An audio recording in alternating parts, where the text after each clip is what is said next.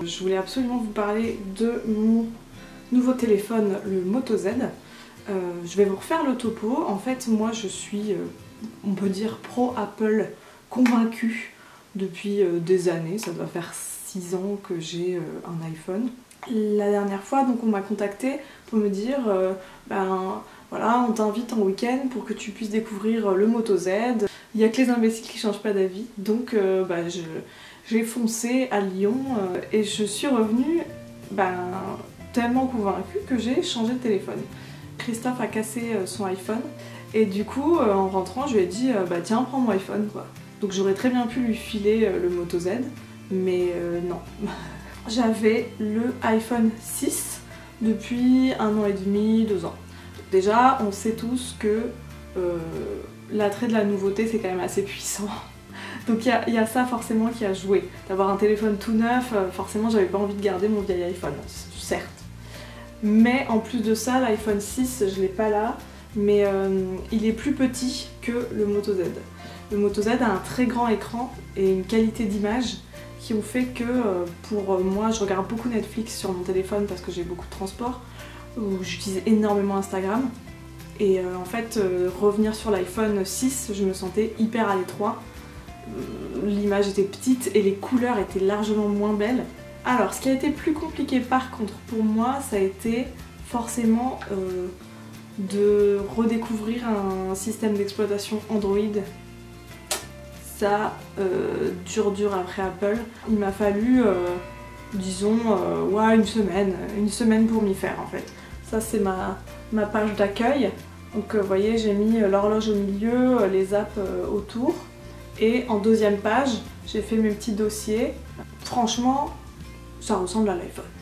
Mais sinon, ce qui m'a plu, une fois que j'ai réussi à le prendre en main, c'est justement le fait de pouvoir tout personnaliser, tout customiser. On va passer aux caractéristiques un petit peu plus techniques. J'ai pas réussi à trouver vraiment le prix de l'iPhone 6 actuellement, parce que moi je sais que je l'avais payé 800 €, mon iPhone 6. Le Moto Z coûte entre 459 € et 686,66 €. Voilà. Ça c'est pour le prix. Donc il reste moins cher que moi ce que j'ai payé mon iPhone. Et en plus de ça, il offre plus de possibilités puisqu'il y a ces fameux mods que je vais vous montrer maintenant. Le téléphone tout seul, voilà. C'est le téléphone apparemment le plus fin du monde.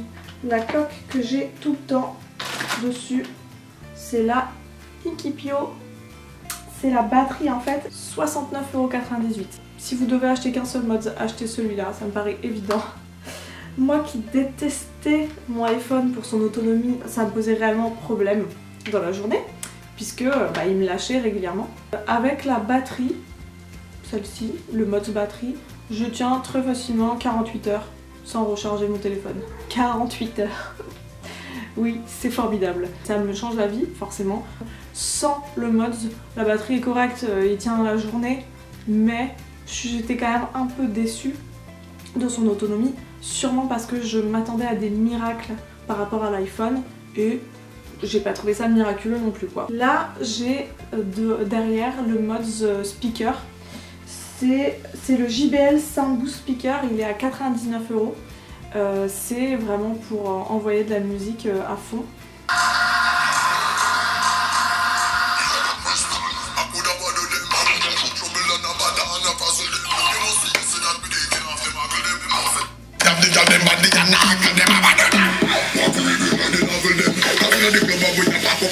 Hasselblad qui est un zoom optique, donc ça n'est pas un appareil photo.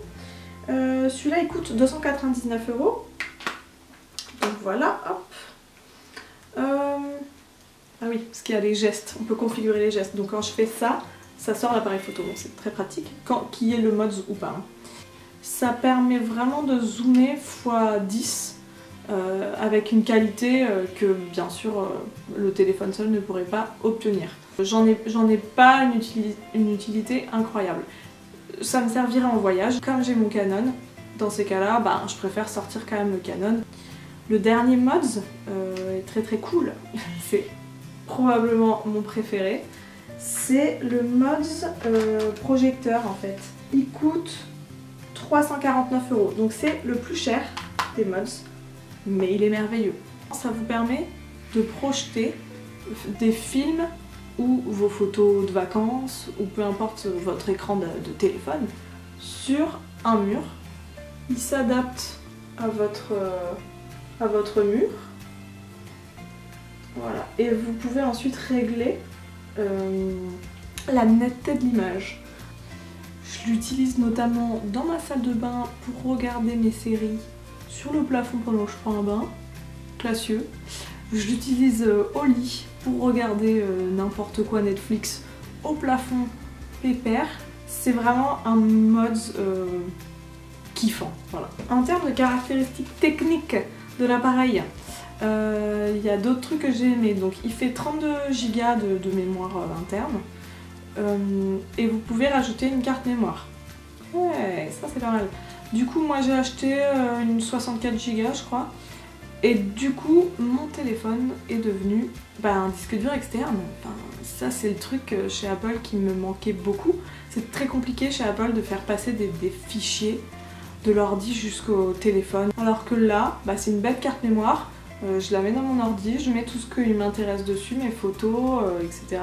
Mes covers, je ne sais quoi. Et pouf, voilà, je mets la carte mémoire dans mon appareil, dans mon téléphone. Et c'est bon. Donc ça... trop pratique, enfin genre trop pratique. L'autre truc assez génial, c'est que en fait je peux mettre 2 cartes SIM.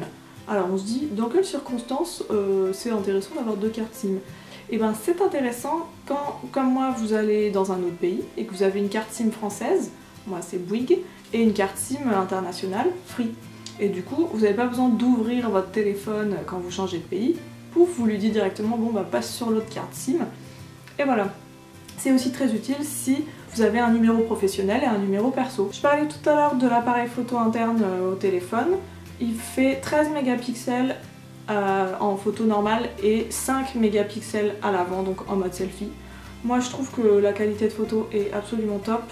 J'ai rien à lui reprocher et l'écran rend les couleurs belles, vives. C'est un plaisir de surfer dessus. Il est juste pas très bon en faible lumière. L'appareil photo devient plus lent parce que forcément il essaye de faire entrer la lumière. Mais c'est un truc qui pêche, je trouve, sur pas mal de téléphones, pas mal d'appareils photo de téléphone. Donc je suis pas surprise. Ok, bon, j'ai baissé la luminosité de l'écran. Je sais pas si vous vous rendez compte du côté très bright, très beau, très coloré des photos. Mais moi, vraiment, ça me change la vie. C'est beau, c'est coloré. C'est très parfait. Je ne dis pas que je repasserai jamais chez Apple parce que quand ils vont ressortir le prochain iPhone, à mon avis, ça va grave me tenter parce que malgré tout, j'adore quand même Apple. Chaque téléphone a des avantages et des inconvénients. Je peux pas dire qu'il y en a un qui est réellement meilleur que l'autre. Ils sont complémentaires en fait, ils n'ont pas les mêmes avantages et pas les mêmes inconvénients. Sur le Moto Z, moi j'ai eu peur au départ que sur Android il n'y ait pas d'app, pas les apps que j'aime. Ça c'était une peur non fondée, hein. Toutes les apps sont dispo, il n'y a aucun problème, j'ai trouvé toutes les apps que j'utilise habituellement, donc ça pas de problème. Il y a différentes petites choses qui font que mon cœur balance quand même. Là pour la taille de l'écran et pour la qualité d'image, pour l'instant je reste sur le Moto Z. Quand ils vont sortir le prochain iPhone, qui sait ? Je ne sais pas ce qui va se passer. Mais je sais que si jamais je devais repasser sur iPhone, les mods me manqueraient beaucoup, surtout qu'il y a des mods qui sont en préparation actuellement, qui sont en construction, en conception. Je ne sais pas encore ce que vont être ces mods, mais il y en a beaucoup qui vont sortir. Et il y a moyen qu'il y ait un fort potentiel, que ce soit hyper fun, et auquel cas c'est quand même pratique d'avoir un téléphone qui est un peu couteau suisse. Ça, moi ça me plaît beaucoup. Donc voilà, j'ai hâte de voir la suite, de voir ce qui va sortir pour le Moto Z, pour savoir si je reste finalement tout le temps chez Android, chez Moto Z. On verra.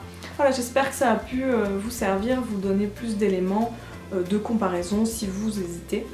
Si vous avez des questions sur ce téléphone, n'hésitez pas, demandez-moi et je me ferai un plaisir de vous répondre. Et je vous dis à bientôt!